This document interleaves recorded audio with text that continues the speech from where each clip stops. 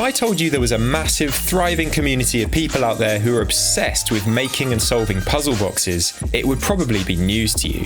But this challenge-based art of creating difficult-to-open boxes is booming, thanks to the genius-level creativity of its designers and the personalities of their most well-known solvers. Think of puzzle boxes like mini safes that are very difficult to break into. Solving a puzzle box can mean completing a huge array of tasks. Some are completely mechanical, some are electronic, some include codes or instructions that need to be interpreted or manipulated. But by far the most exciting type are those that are trying to trick you. The designers of puzzle boxes have got to be some of the sneakiest and most devious people on the planet. Hidden triggers, centrifugal latches, sabotage mechanisms.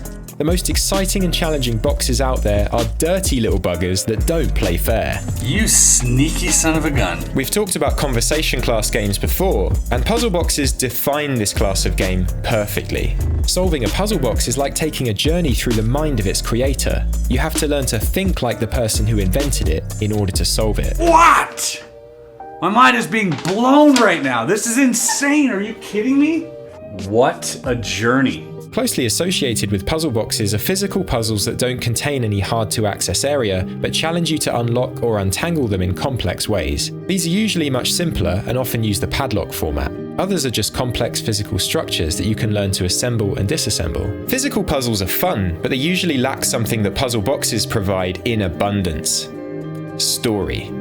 The process of solving a puzzle box can be an absolute roller coaster, and if you've come across any of this culture before, the chances are it's been Chris Ramsay who's been riding the ride. Oh my god, what is that? Chris runs a wildly successful YouTube channel that's predominantly known for releasing videos of him solving puzzle boxes. Why would I watch that, you might think? But stick around, because it turns out that watching Chris investigate, decode, and downright battle these devious boxes is incredibly addictive to watch. So what is it about this that's so captivating?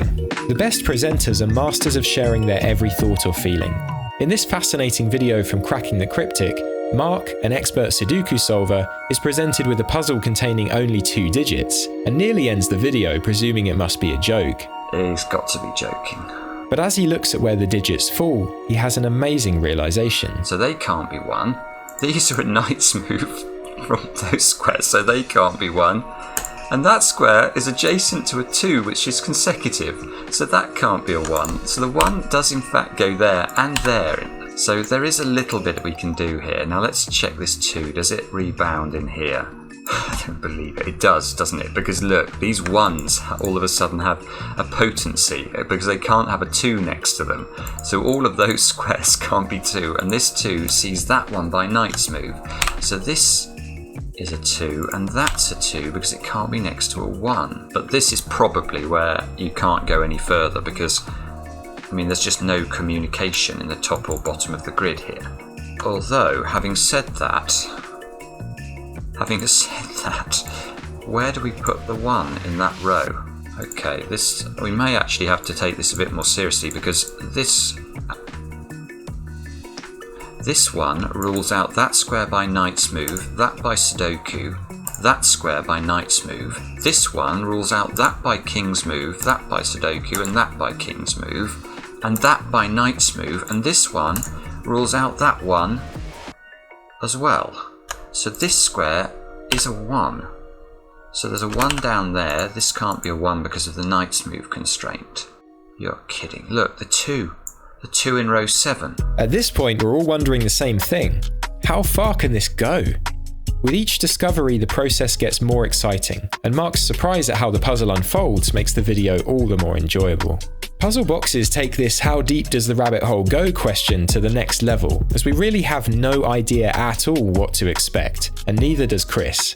This excitement is visible as he starts to test the first round of defense, looking for clues that betray the inner workings of each sneaky container. When he gets stuck, he shares his thoughts and he's honest at every stage.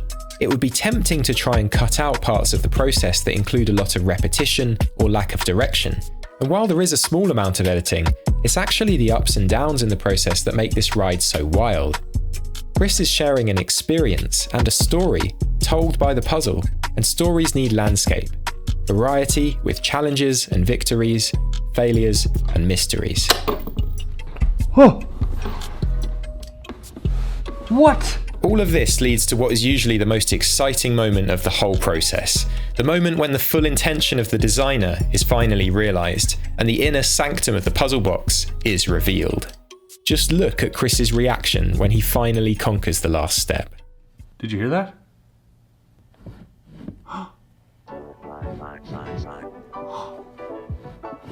Oh my God. Look at that.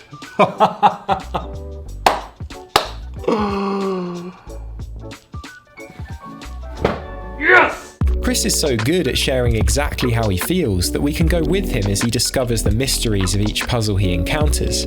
Not only this, but he's deceptively good at solving these puzzles.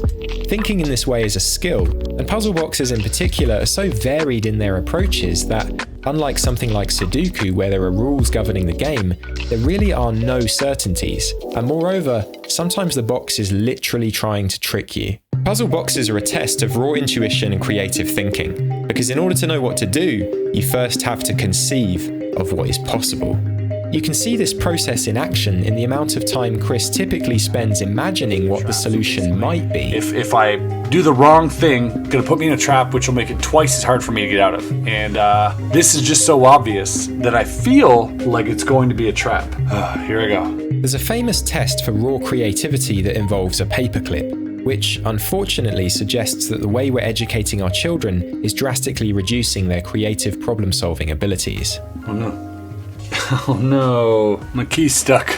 There was a great study done recently of divergent thinking. Divergent thinking isn't the same thing as creativity. I define creativity as the process of having original ideas that have value. It's the ability to see lots of possible answers to a question, lots of possible ways of interpreting a question, to think not just in linear or convergent ways, to see multiple answers, not one. So, there are tests for this. One kind of COD example would be people might be asked to say, how many uses can you think of for a paperclip? Most people might come up with 10 or 15. People who are good at this might come up with 200. And they do that by saying, well, could the paperclip be 200 foot tall and be made out of foam rubber? Does it have to be a paperclip as we know it, Jim? Now, there are tests for this, and they gave them to 1,500 people. And on the protocol of the test, if you scored above a certain level, you'd be considered to be a genius at divergent thinking. So my question to you is, what percentage of the people tested, of the 1,500, scored at genius level for divergent thinking? Now you need to know one more thing about them. These were kindergarten children. So what do you think? 98%. So they retested the same children 5 years later, ages of 8 to 10. What do you think? They retested them again 5 years later, ages 13 to 15. This tells an interesting story, because you could have imagined it going the other way. But this shows two things. One is we all have this capacity, and two, it mostly deteriorates. Now, a lot of things have happened to these kids as they've grown up. A lot. But one of the most important things that happened to them, I'm convinced, is that by now they've become educated. My guess is that this test would place Chris at about 6 years old. He has to be able to imagine 100 possibilities, but still home in on the correct solution by gradually learning the mind of the designer. So what tricks do these designers pull to keep us on our toes? While solving this custom-made futuristic box from Labsterium, a set of lights flash a coded sequence relating to a series of wires and sockets on the side. At first it wasn't obvious that these lights were flashing in any sort of order at all. It's a leap to presume that the pattern's even useful, and another leap to work out exactly what they're trying to tell you. Hidden magnets are another classic trick, and their presence reminds us how important it is to explore every possibility. It's a magnet. There's something here. Look. Listen.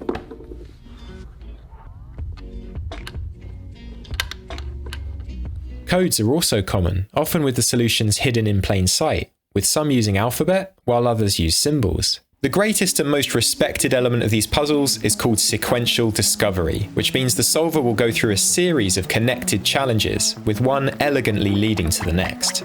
Some boxes won't even give you the elegant bit and will force you to work out in which order the challenges need to be addressed, but the best of these will also provide the means to work out the order. The mysterious designers of these enigmatic challenges are clearly some seriously intelligent people, and we're witnessing the beginning of a golden era for the art.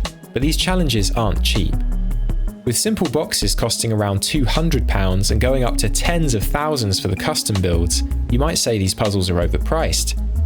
But if you consider the sheer design that goes into each one, taking from months to years, let alone the handiwork, that actually starts to sound quite reasonable. Puzzle boxes are all about the story, the ups and the downs, the twists and the turns.